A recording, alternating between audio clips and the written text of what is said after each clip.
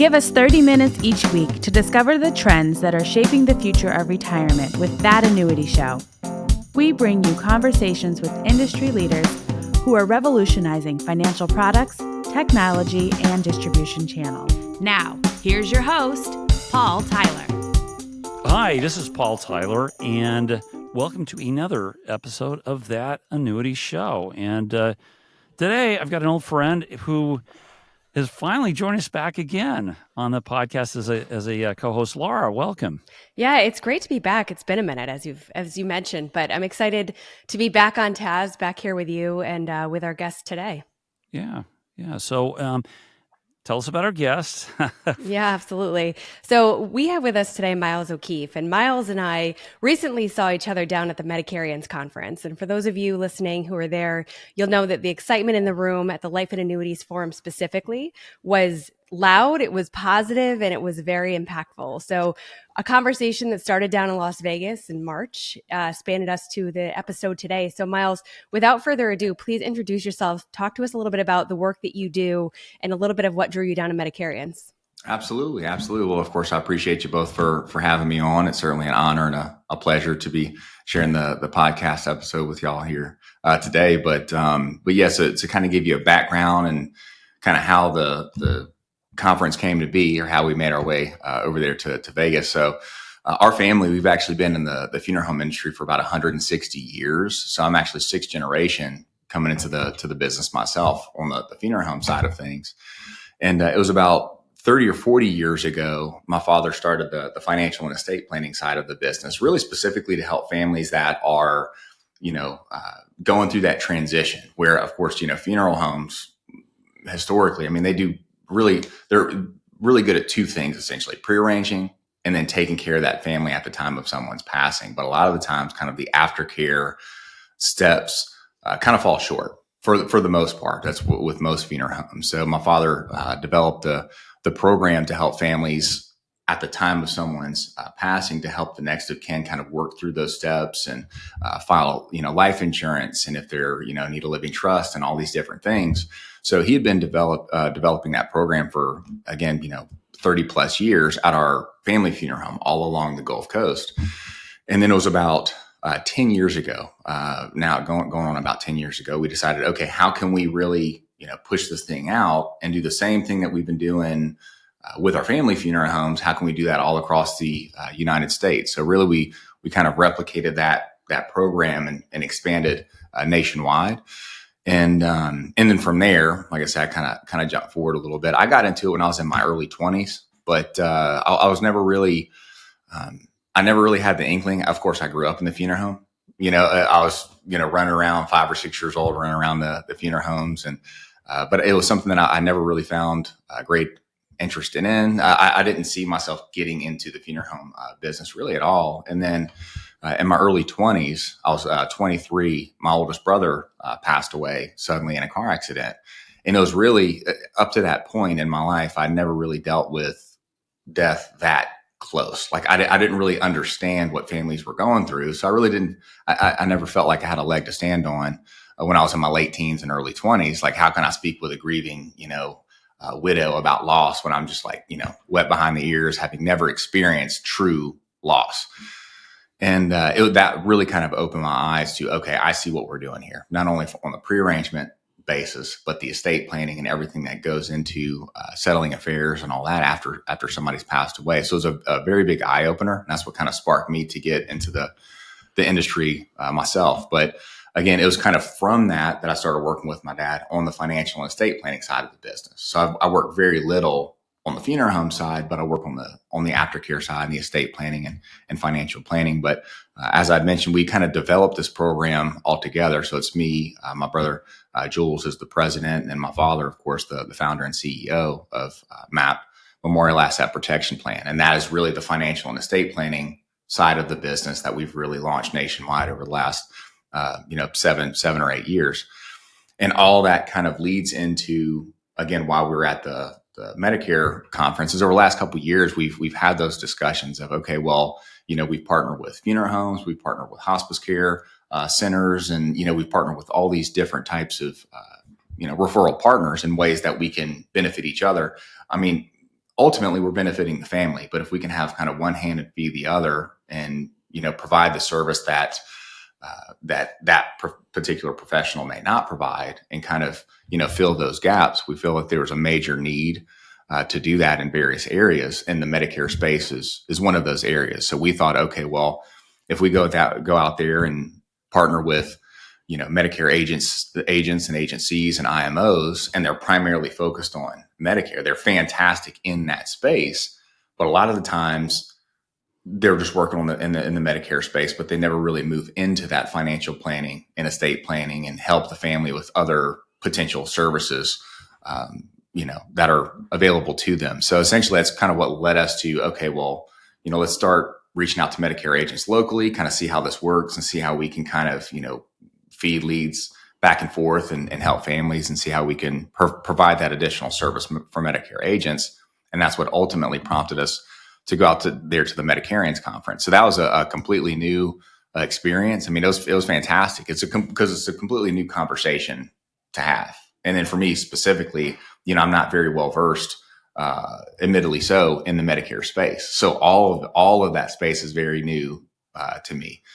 So going out there and meeting everybody, and meeting agents and agencies, and meeting with Laura, and kind of seeing, okay, we can really connect the dots in a very serious way, because again, we're already working with families that are either in retirement or nearing retirement, and they have those needs, but we don't fulfill the needs on the Medicare side of things. So it works out perfect, because we can generate families that are interested in leads on our side, and send those to Medicare agents, and vice versa. Where again, if a Medicare agent is sitting down with a family and they're, just turning 65, and they may have some retirement based needs or estate planning or anything along those lines, we can now be that support system for them and kind of work back and forth. So it's been fantastic. We've had the conversations to get into the Medicare space for probably a year and a half, 2 years now, and it all kind of came to fruition going to the Medicarians conference. And then from there, it's just kind of, I feel like every conversation we're having, like, yeah, let me introduce you to this person. Let me introduce you to that person. It's growing rapidly. We're really excited about it. Yeah, it's interesting. I was having a really interesting discussion with some people here at the office about life events, and how much life insurance annuities are triggered, from birth dates, from events. I think 65 is an interesting age, right? Because you have to get Medicare. Have to. Sure. I've learned more about that in the last few years. Laura was right on my side when I was doing this. And then it's interesting, Miles, like, average age of an annuity purchaser is 66. Now, it can't be a coincidence. You had to deal with Medicare. Now, how do you start to pay for it? But the people who are selling the products at 65, are not generally the people who are selling those annuities at 66. But I think something's really happening in that whole Medicare market. What is, I suspect, and we kind of engineered the conference, to have a creative collision of different marketplaces. But, sure. In your mind, why today? Why are the Medicare agents flocking to learn how to sell annuities?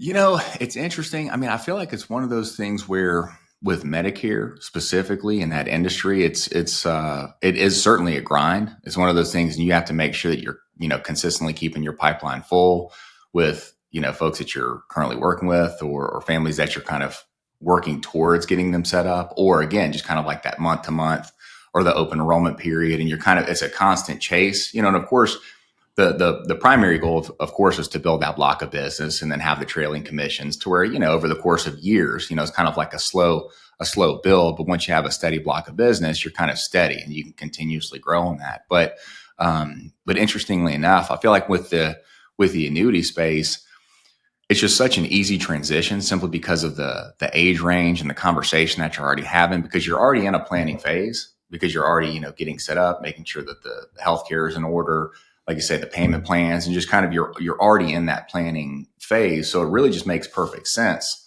really to add just a couple additional questions to say like, hey, well, are you worried about running out of money? Or, like just a couple kind of leading questions to see if there's any general interest there. And again, you're going to have, it's a wide range. I mean, if you look at the pie, you're going to have some folks on the higher end where they have everything set up. They're the high income earners, or they have the financial advisor. They basically are completely set up, ready to go. And then of course you have folks that are on, say, Medicaid, and they're just kind of month to month, and there's not really too much they can do, and they don't really have much as far as assets are concerned or anything along those lines. But you have a lot of that middle America where they have been working all their lives. They do have that nest egg built up, and then when they get to the planning phase, some folks that have 2, 3, 400,000, they may not feel like they have enough to have a dedicated financial advisor. So it's just, they may have 350,000 in the bank. They're getting their Medicare needs met, but then they're kind of left to their own devices, or there's nobody to kind of bridge that gap to talk to them about potential options they have to secure their retirement. So I feel like maybe it's just a combination of, the opportunity kind of presenting itself, and more of an educational standpoint as well, because to a certain degree, it's like you don't know what you don't know. So I think the more Medicare agents are exposed to it and know, specifically like say annuities, the fixed index annuities and MIGAs and different things like that, what purpose they fill. And again, it can be complex. And that's the thing, that's one thing that we personally try and do. I mean, you can make it as complicated as you want, and we feel like my dad always tells me, it's like you learn more so that you can simplify it that much more, so it's like the more the simpler you can make it, the simpler you can deliver it to the family that you're speaking with. So yes, I mean, there's certainly a need. I feel like it could be a combination of Medicare agents slowly kind of being exposed to, wow, okay, well, if I just have this one conversation, I could potentially help a family move a couple $100,000 and produce, over 10,000 in commission, off of one sale, one conversation that you're already having. It just takes that one additional step. But on the flip side, and again, that's why we feel it's so valuable, what we've done as far as, having that partnership with Medicare agents and being able to kind of toss leads back and forth, is to a certain degree, it's good to be a master, at a trade. It's kind of like the master of, trade, the jack of all trades and master of none scenario. So to a certain degree, when you have Medicare agents that they have their business model locked in, they're doing the same thing day in, day out, and they've formed a successful business practice where it's like, well, shoot, I want to do this. I know I could do this if I really dedicated the time and energy and effort,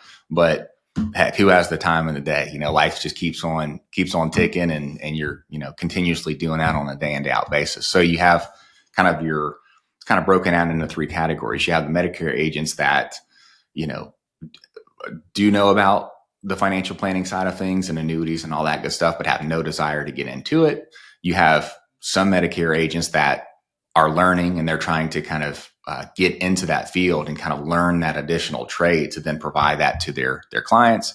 And then you have that last bunch where they're like, okay, well, I kind of understand it through and through, but I'm just doing my business on a daily basis, and I don't want to have to fool with it. But, I'd love to, if I could partner up with somebody just to send them leads and then get a commission check on the back end just for providing that lead, they would certainly do that. So that's we're in kind of that third bunch to partner with Medicare agents that kind of understand what we're doing, but really don't have the desire, but certainly want to, find ways to help the client. And it really, at the end of the day, it makes them stickier to the family, because whenever you provide additional service, that value added service, they remember that. Families remember that when it comes to referrals and everything else. So it certainly goes a long way. But I encourage any Medicare agent that we speak with, if they're interested in learning more about the financial planning side, about annuities and everything else, I mean, we open up the book to them. We try and, help them grow and learn as much as possible. It's just because it makes them, more knowledgeable and more valuable to their families. So pulling on something that Paul said, and then something that you've mentioned, I think it's wise, right? To learn a lot about a lot, so you can simplify it down to how people can ingest it and digest it quickly.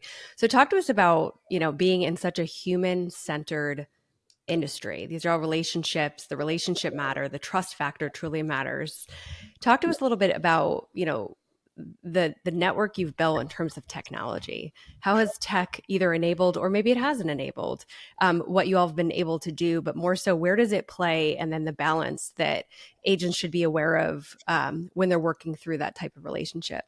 For sure. And that's a fantastic question. We're kind of at the precipice now, and I'm sure y'all are experiencing the same thing with the AI revolution and the software and all the new things. It seems like every single day there's something new popping up that can be incorporated and kind of help everything be more streamlined and smooth. And kind of the way we see it is we're actually in the process now of building out a proprietary software that basically connects all the dots in a very seamless way. So essentially how we built out this network and how we partner with funeral homes and hospice centers and now Medicare agents and kind of continue to grow that network.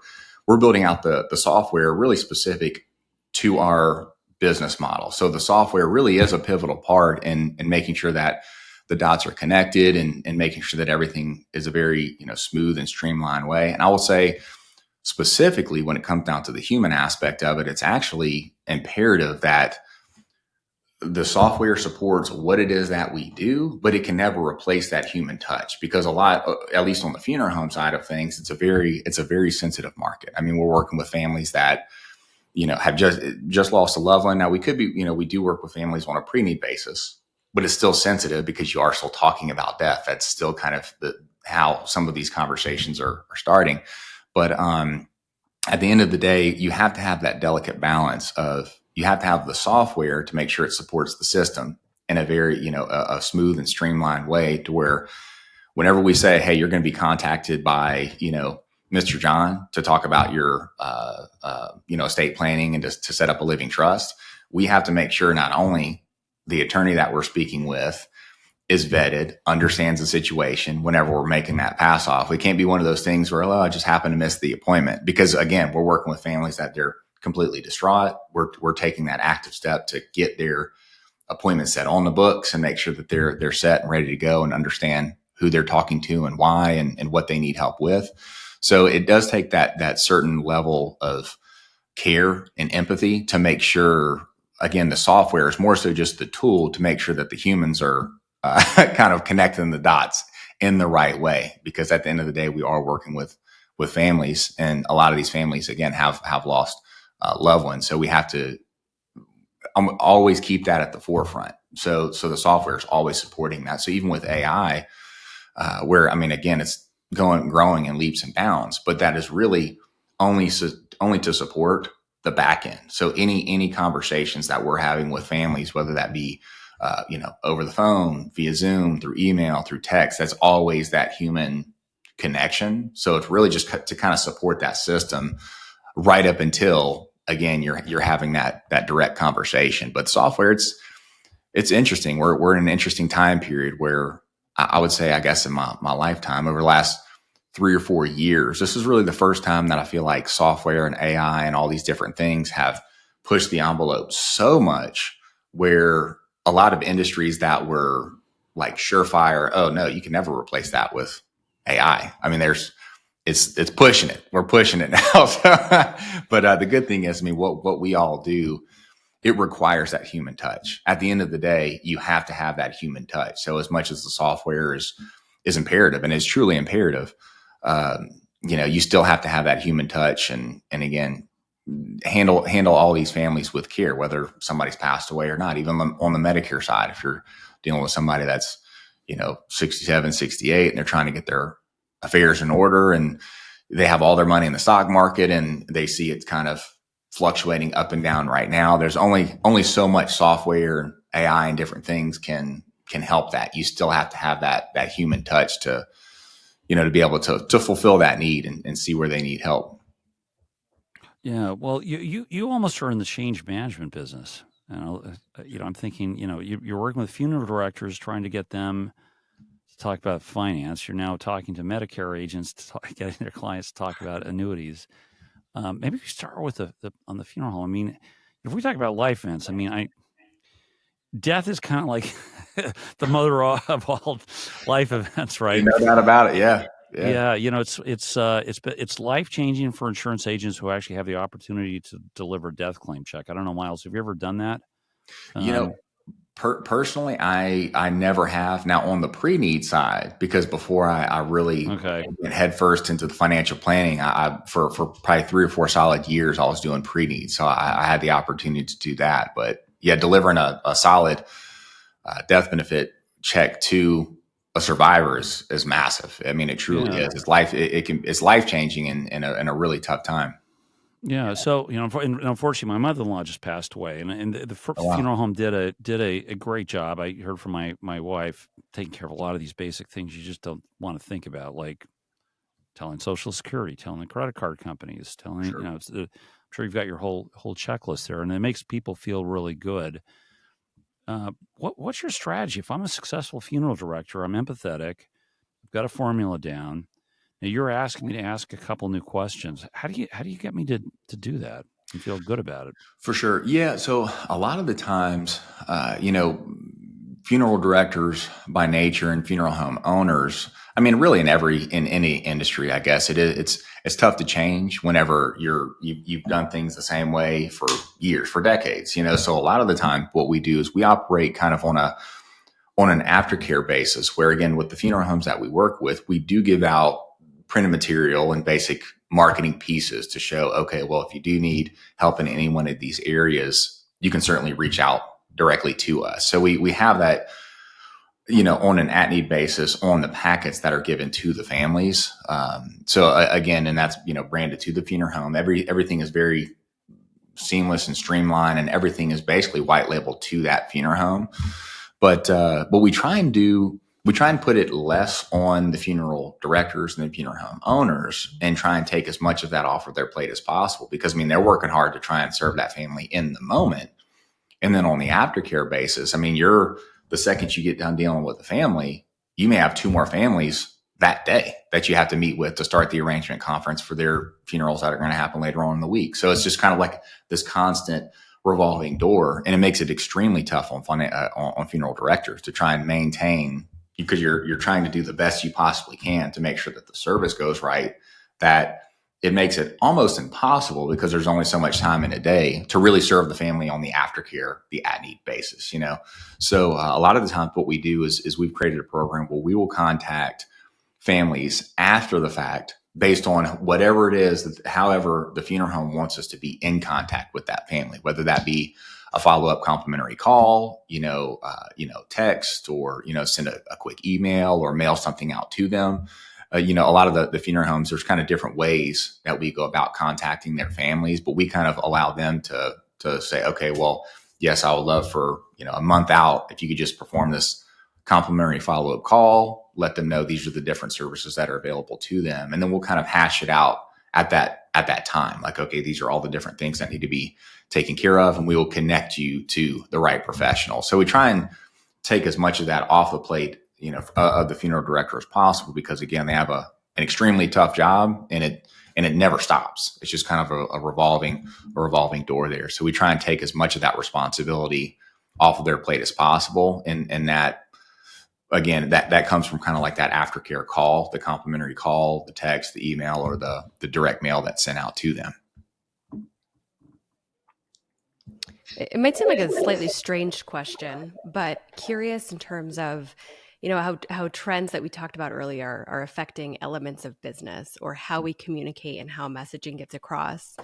Have you noticed any trends or shifts in how people like to be communicated with, either during certain parts of this journey, whether it's the pre-planning process and those financial conversations, or what are you seeing? Because it seemed from the conversation today and those that we've had before, you have a very holistic lens that may be different than what most people get to experience.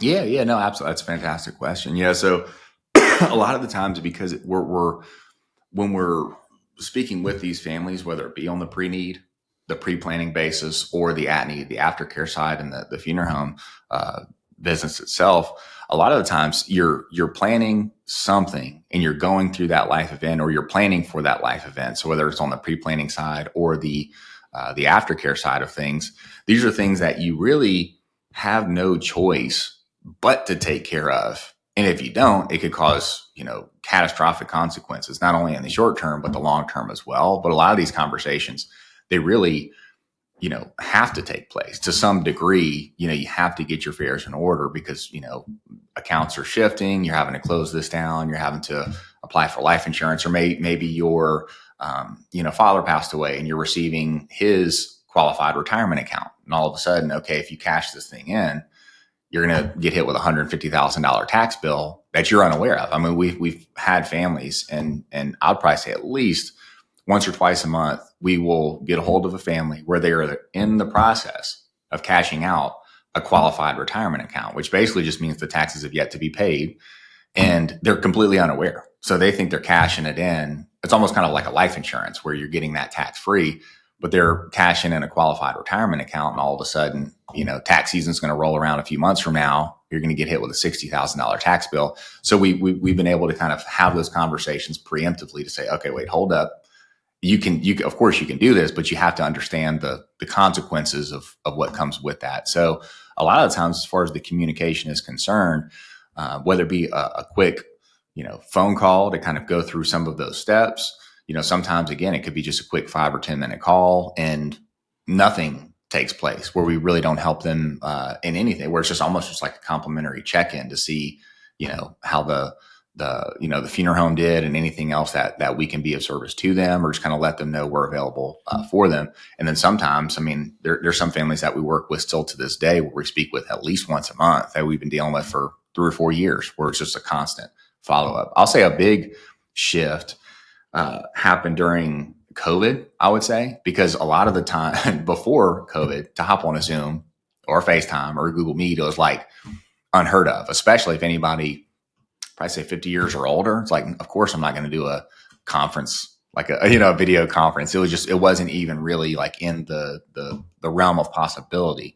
But I'll say with COVID and a lot of stuff going digital and a lot of, Zoom meetings taking place and, people meeting their doctors over Zoom and all these different things. I think from just a shared communication standpoint, it put us in a position where, we could help that many more people, because if we didn't have somebody immediately in their town on an aftercare basis that could go see them, we could meet via Zoom. So really kind of opened up, that whole chain of communication, which has been really nice and has really kind of stood the test of time. I feel like once people transitioned to Zoom and having, digital conversations like this, I feel like more people prefer it this way. Because most of the time people, if you call somebody and they're not expecting it, they're probably not going to answer. They may reply to a text here and there, but if you have a Zoom and you can meet them face to face and kind of help them walk through it, it's a very again, a kind of a seamless transition, but it's kind of that ongoing communication that's been really valuable to a lot of the families that we've worked with. Yeah, even my wife won't listen to my voicemails, and then I started sending her voice texts. Mm-hmm. She didn't listen to those either. I love it. Same here. Yeah, I sent. I left a voicemail probably for the first time in about a year or so to my fiance, and it was a voicemail I actually wanted her to. I never leave voicemail, so I left one thinking that, I never leave them, so she's probably going to listen. She's like, "No, I deleted it." I'm like, all right, well, yeah, well, okay. So you kind of laid out a really good strategy for working with the funeral directors. If I had to sort of, I'll use my AI summary engine, it would say, let them do what they're doing and just kind of slide this thing in so that you're getting to change without having to change. Exactly. Yeah. Right. Yeah. No, for sure. Yeah. Being able to provide that additional service. Yeah. So how much can you, let's move over, a year or two to the Medicare providers. Yeah. What works, what doesn't with this crowd? Can you do this, follow the same strategy? Do you have to adapt? Yeah. Adapt in a way. It's really, well, the good thing is we laid the foundation and we've built out this, network of professionals that we're working with. So not only from the financial and estate planning side of things, we've partnered with, CPAs, attorneys, realtors, pretty much anybody kind of in the estate planning realm. And we've been able to offer that to the Medicare agent. So it's kind of in the same vein, but the conversation is a little bit easier because it's not centered around someone passing. It's not centered around a family member passing away. It's really just, again, a couple additional questions that are asked to garner that interest to say, okay, yes, I would like to speak with somebody about my, financial and estate planning. So a lot of the same processes are in place. It's just kind of that initial touch point and then the verbiage that we use whenever, of course, we first get on the call with that person. So, but yeah, a lot of the same processes, of course, all the software, the backing, the foundation, the proprietary software, all that good stuff that we're building out, all that pretty much remains the same. It's just kind of that initial conversation where that's injected. So we're kind of working with Medicare agents where it's going to be kind of a range where if it's their current block of business that we're working with, we'll have, different strategies as far as outreach to touch, at different touch points to reach back out to the people they're currently working with. And then ways that if a Medicare agent is sitting down with somebody for the first time, they can say, okay, well, we have all this set. Do you need help in any one of these areas? And pretty much all it takes is just the answer to yes to one or two additional questions. And then it's pretty much like, okay, well, I'll partner with Memorial Asset Protection Plan. They do X, Y, and Z. If you'd like to have me in touch with you, I can facilitate that. So it's going to be a very, again, we try anything that we do. One thing that we've learned, because there's been a lot of iterations of this, especially when we first started, is the more you ask people to do or to change, the more friction you're going to get, the less of the success rate. So that whether that be adopting a new software, a new, scripting, or whatever the case may be, if the more you ask somebody to do, even myself, like, I have people reach out to me all the time and like, okay, we have this new CRM that we're doing. And, if you use this system and this software, and every now and then, if something really catches my eye, I'll look at it and I'll kind of watch it through or do like a walkthrough or something like that. But it has to truly blow me away for me to take hours of my time to learn a completely new piece of software or a new process or service or whatever the case may be. So that's pretty much how we've modeled, both on the funeral home side and now on the Medicare side, is how we can make this as simple as possible, as frictionless as possible when it comes to the Medicare agent actually introducing the idea. Because in a way, for the Medicare agent, it can be daunting and a little nerve-wracking looking somebody dead in the eye and saying, what's your retirement look like? Whenever you're talking about Medicare, it's like to bridge that gap, it can, be a little nerve-wracking, a little scary. So, we're trying to work it out in such a way where the questions that are asked are, kind of the leading questions. And again, they're not the blunt force, hey, what's your 401k, like what's your rate of return on your 401k, or, those types of things. We try and keep it more so, again, very easy, kind of passive questions. And that could be where the Medicare agent's asking those verbally in a face-to-face manner, or if it's through like a fact finder, it's just a couple additional questions that are asked on the fact finder. But again, it's starting with that touch point and then having the software to back it. So whenever the Medicare agent says, yes, this person does want to, have somebody speak with them, we want to make sure that, that process is incredibly smooth and seamless to where, our team gets it. We're contacting them. We know which agent sent the lead over, how it was delivered, what they may need help with. And that's the system that we've built out already on the funeral home side. And we're building that out as we speak on the Medicare side.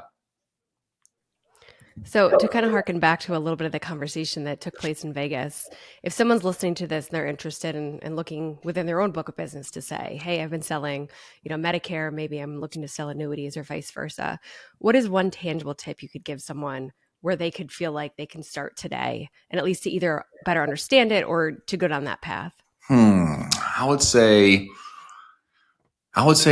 the one thing is, I'd probably say now, if it's a Medicare agent that wants to get into it themselves, if they want to start the learning process and then make that transition, is to not feel like they have to know everything before they ask the first question. Because that's a lot of the time, like when I first started learning, I felt like I needed to know everything before I made that first call or put myself out there for the first time. And I realized like, okay, well, I'm spinning my wheels here. You can the thing is, you need to always be learning. But on the flip side, you can't feel like, oh, I need to learn, years worth of information before I even ask that first question. Because a lot of the times the objections and the different things, the questions that you're asked, 90% of the time, they're the same exact thing. every single time. And you're going to get a variation of those questions every single time. And even me to this day, I'll have conversations with people where I don't know the answer, and I'll just straight up say, I'm not quite sure about that, but I'll find out and I'm going to get back to you, ASAP. So it's like that combination of learning what you need to know to introduce the idea.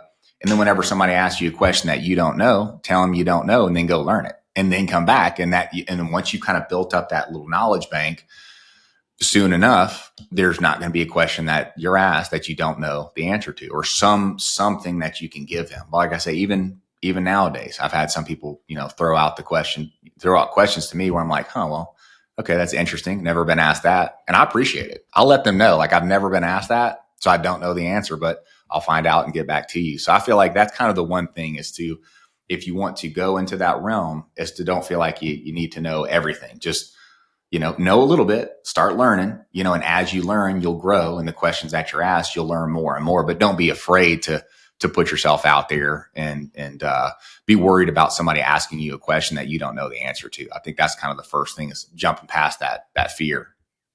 Yeah. Fear is such a roadblock, right? So many parts of life. Yeah, no, truly. It really is. Well, I guess one last question for you. I guess this is a morbid question, but I've had a lot of death lately around me. And I'll lead in the question is, how are funerals? How's society changing the way we deal with death? Because it feels to me it's changed. Obituary, you don't read an obituary in a paper anymore. It's all online. It's all in a memorial. Laura and I, launched this incubator up in Hartford a number of years ago, and Laura, do you remember that Israeli company that had the social media? It was like, Paul could put his social media and load it up and then Laura, after I'm dead, is my digital trustee to release this stuff. And I thought, I don't know. Well, lo and behold, somebody we know was unfortunately passed away young, 56, super well known, very out there in social media. Well, guess what? Somebody's running their social media account, and this is like 2 months later. Yeah, and it's sweet. I just don't know. It's this person keeps coming in, and on one hand, you remember them, you feel connected. You see, some of these pictures of things we were at. On the other, I don't know. Miles, how is this? How is this changing? With technology. That is a very good question, because when it comes to social media and posting, I feel like to a certain degree, I don't know, maybe this is just me personally, because I'm not huge into social media myself. I have different social medias to do, more so my work. But as far as from personal, like, you don't need to know what I had for breakfast this morning, so I'm very more private on that side. But I understand a lot of people, that's like a daily part of their routine. So I feel like in a way, it's good to kind of have people memorialized in a way, I guess, on different social medias. But on the flip side of things, it's a bit unnatural, because like if you're kind of working through the stages of your grief, and most people that when they get on social media, they want to see things that make them laugh or inspire them, or kind of like, oh, what's the latest news on X, Y, and Z, So I feel like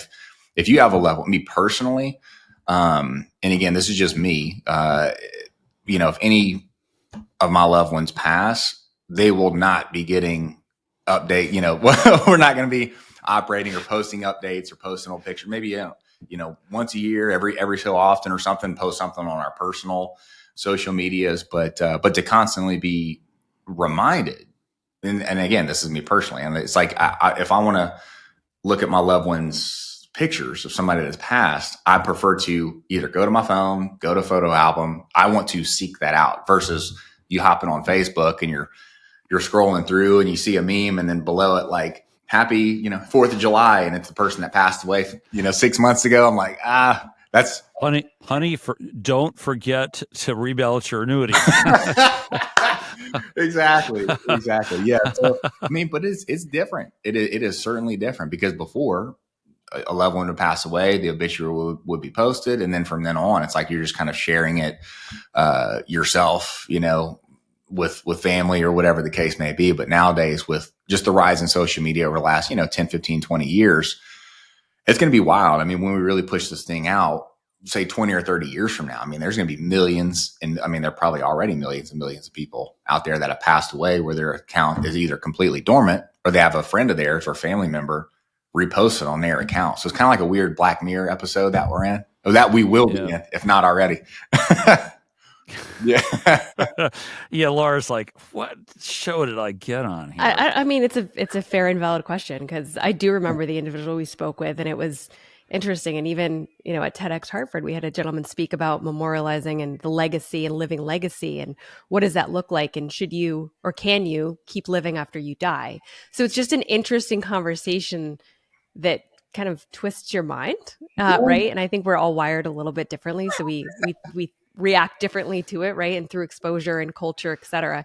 So I think it's a fair question, and it's definitely a version of a Black Mirror episode. Yeah, I mean, I saw something the other day. I can't remember who it was, but they were talking about kind of uploading their mind into like an AI program to try and live forever digitally, like to try and somehow download or upload their consciousness in some way. And I'm like, all right, y'all are doing too much. Yeah, but Miles, come on. It's not that far-fetched. I mean, you guys could turn me into a gemstone, right? And I told my wife, I said, here's what I'm going to do. I'm going to get turned into a gemstone. You're going to have to wear it. That's right. That's right. You pop up as a hologram on the table next to me. You remember? Yeah, it's only going to get more interesting. And the thing is, because the blending of, the funeral home industry itself and the death care business, with AI and technology. I mean, we're having conversations now that we couldn't have dreamt of having even, 5 years ago. Because I mean, I feel like if you kind of look back, even just AI, just specifically the video of Will Smith eating the spaghetti, and it just looked like monstrous, the first rendition of it. And it's just only been a couple of years, and now it's like, all right, well, you have to take a double take. Like you can't tell if it's him or not. So it's an interesting dynamic, and I'm sure the more people, get into it, they're going to see like, okay, well, how can we blend this into the funeral home industry? So it's only going to get more and more bizarre. I can guarantee it. I don't know where that's going, but it will get bizarre. I can guarantee it. On that note, let's see. Maybe that could be a rider, Laura, on an annuity, right? Maybe. Listen, innovative products, opportunities are endless. That's right. Hey, we'll take it. We'll take it. Okay. AI consciousness rider. You know what I mean? Something like that. We'll take that. All right. On that note, listen, Miles, thanks so much for joining us. Definitely say hi to Justin. I was actually, sorry, Laura. I was in this enormous cemetery down in Buenos Aires in Argentina where Eva Perón was. And I texted your dad. It was great. Yeah, that is something else. Thinking of you. The power of relationships, if that doesn't say it all right there. There we go. Yeah. There we go. So, yeah, I do promise people this show is about annuities. It really is. But Miles, listen, thanks so much for coming. Appreciate it. We got to get you back and hear how you crack the code here, Laura. Don't be a stranger here. Yeah. I know I'll be back more often. It's been good. Lovely. Yeah, okay. All right. Absolutely. Well, I truly do appreciate y'all's time and having me on. This is the blast. We need to make this like a bi-weekly thing or something. I'm pumped up. Yeah. All right. Hey, listen, and most of all, thanks to our listeners. By the way, please leave us a review on Apple Podcasts. For whatever reason, the AI machine likes that, and we'll appreciate the push as well. But most importantly, join us again next week for another great episode of That Annuity Show. Thanks. Nassau Financial Group is always working harder to be your carrier of choice.